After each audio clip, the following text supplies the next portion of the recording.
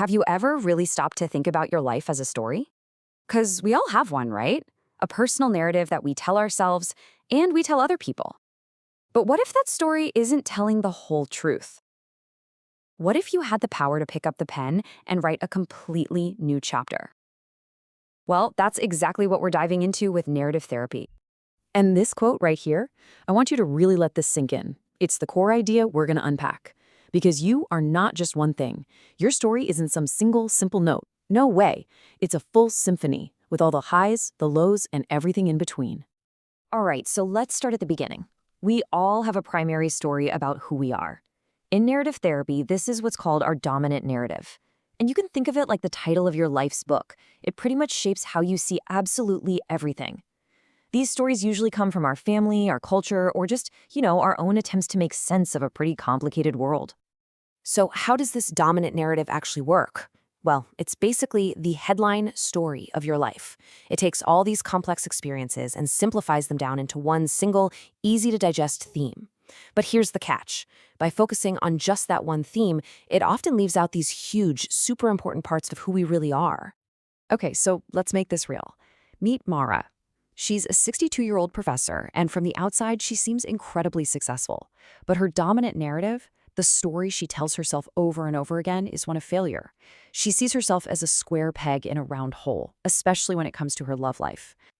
And this is where it gets tricky, right? Just look at all the amazing, successful parts of Mara's life. A long, respected career, a family, she's even in a long-term relationship.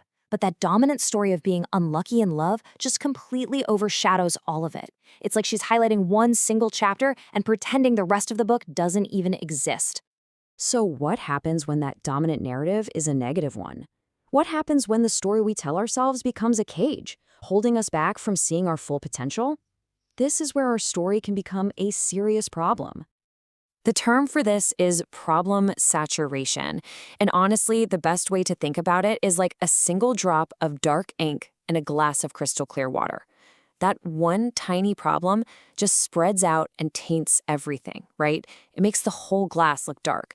It just colors our entire perception of ourselves and our lives. Let's look at two more really powerful examples here. First, Hadis. Her dominant narrative is, my voice isn't heard. This story leads her to constantly adapt and compromise, basically silencing her true self just to avoid any conflict. And then you've got Tommy, who believes he can't handle social situations. So what does he do? He avoids them completely, which of course just reinforces his story of being socially incapable. You see how the story literally creates the reality? But here is the good news, and it is really good news. You can change the story. And the very first step is creating a safe space where you can explore what a new narrative could even look like. This is kind of like the call to adventure in our own personal journey. Now, one really cool and creative technique used in therapy is called the kingdom in a box. I know it might sound a little playful, but it is an incredibly powerful tool for getting your inner worlds, well, out.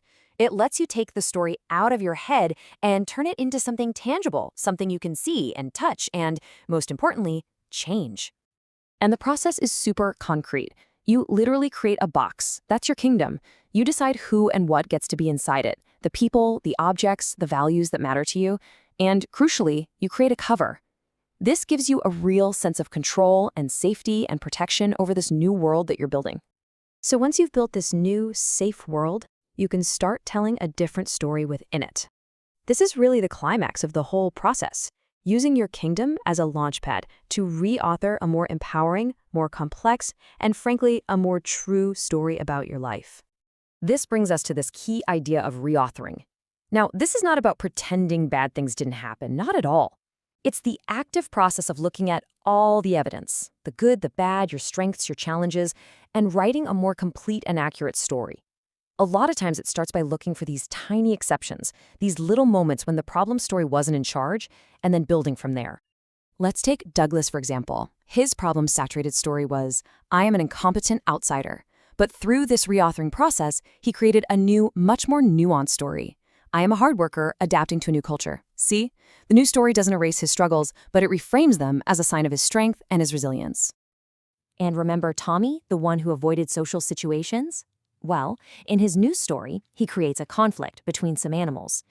And this is the important part, he also includes a character who helps resolve it. His narrative now actually includes the possibility of overcoming challenges, not just running away from them.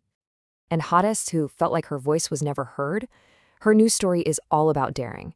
She writes a narrative where she finally speaks up, shares her own opinion. She goes from being a passive background character in someone else's story to being the main character in her own. It's a huge shift. So the big question is, how can we apply all of this to our own lives? Well, it really comes down to recognizing that you are not just a character in your life story, you are the author, and you can absolutely be the hero. This entire process, this whole idea of narrative therapy, it actually mirrors a timeless story structure, the hero's journey. It's that classic path of adventure, of facing down the dragons of our own negative self-beliefs, and then returning stronger, wiser, and with a new, more powerful story to tell. And that, right there, is the ultimate takeaway. You have the power to step into that hero role. It doesn't mean you won't have challenges, of course you will, but it means you see those challenges as part of a much larger, more empowering journey of growth and transformation. So let's just recap the big ideas here. Your life is guided by the story you tell about it. Sometimes those negative, problem-saturated stories can feel like a trap. But, and this is the most important part, you have the power to re-author your narrative. And remember, this isn't about ignoring challenges. It's about embracing the full, complex, and powerful truth of who you really are. So I'll leave you with this question I think about. Your life is an unwritten book. The past, that's just the prologue. The most exciting part is always the next chapter, and you are the one holding the pen. So what story are you going to write?